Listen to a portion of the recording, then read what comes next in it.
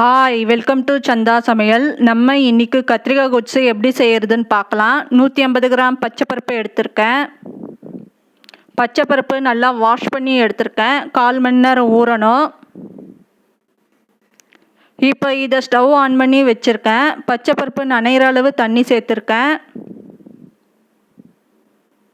Small size வெங்காயம் 1 பொடியாக cut பண்ணி சேர்த்துக்கலாம்.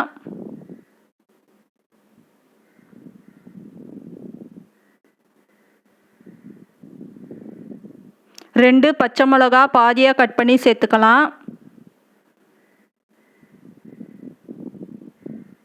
ஸ்மால் சைஸ் தக்காளி 1 கட் பண்ணி சேர்த்துக்கலாம்.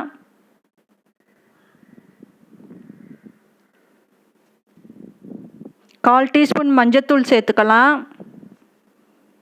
இப்போ இதெல்லாம் 7 நிமிஷத்துக்கு வேகணும். 200 கிராம் கத்திரிக்காய் சின்ன சின்ன பீஸாக கட் பண்ணி சேர்த்துக்கலாம்.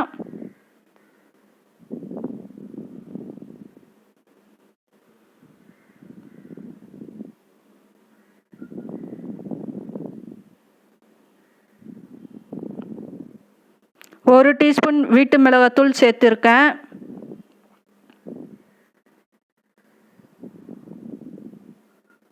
உப்பு தேவையான அளவு சேர்த்துக்கலாம்.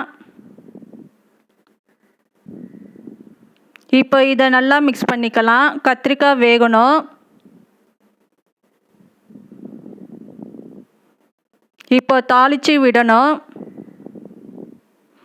கரண்டி சூடானதோ 2 டீஸ்பூன் எண்ணெய் சேர்த்துக்கலாம்.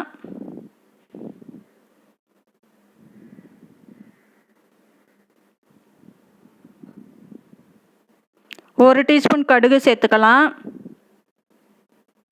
கொஞ்சமாக பெருங்காயத்தூள் சேர்த்துக்கலாம். ஒரு கொத்து கருவேப்பிலை, 1/2 டீஸ்பூன் இஞ்சி பூண்டு விழுது சேர்த்துக்கலாம். இஞ்சி பூண்டு விழுது பச்சை ஸ்மெல் போகணும். இப்போ தாளித்ததை சேர்த்துக்கலாம்.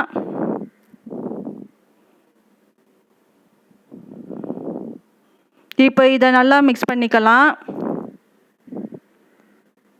இப்போ நமக்கு கத்திரிக்காய் கொச்சு ரெடி ஆயிடுச்சு. இந்த சேனல் பிடிச்சிருந்தால் லைக் பண்ணுங்கள், ஷேர் பண்ணுங்கள், சப்ஸ்கிரைப் பண்ணுங்கள்.